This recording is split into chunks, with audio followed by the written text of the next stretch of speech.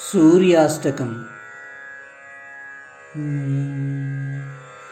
आदिदेव नमस्तुभ्यं प्रसीद मम भास्करा।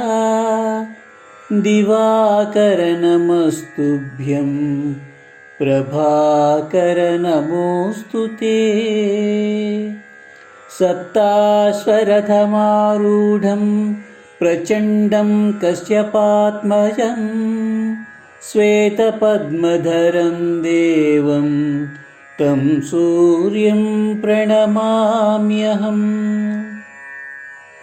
लोहितं रथमारूढं सर्वलोकपितामहं महापापहरं देवं तं सूर्यं प्रणमाम्यहम्।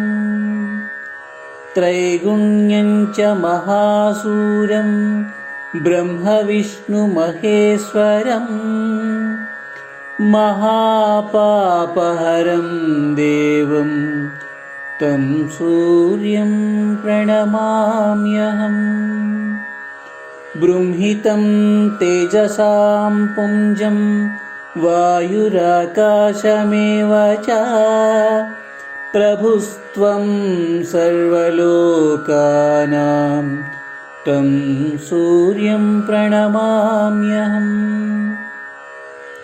बन्धूकपुष्पसङ्काशं हारकुण्डलभूषितम् एकचक्रधरं देवं तं सूर्यं प्रणमाम्यहम्। तं सूर्यं लोककर्तारं महातेजःप्रदीपनं महापापहरं देवं तं सूर्यं प्रणमाम्यहम्। श्रीविष्णुजगतां नाथं ज्ञानविज्ञानमोक्षदं महापापहरं देवं तं सूर्यं प्रणमाम्यहम्। सूर्याष्टकं पठेन्नित्यं ग्रहपीडाप्रणाशनम् अपुत्रो लभते पुत्रं दरिद्रो धनवान् भवेत्।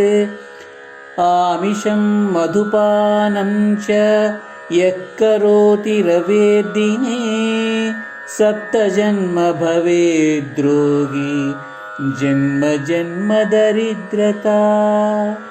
स्त्रीतैलमधुमांसानि ये त्यजन्ति रवेर्दिने न व्याधिशोकदारिद्र्यं सूर्यलोकं च गच्छति। इति श्रीसूर्याष्टकं सम्पूर्णम्।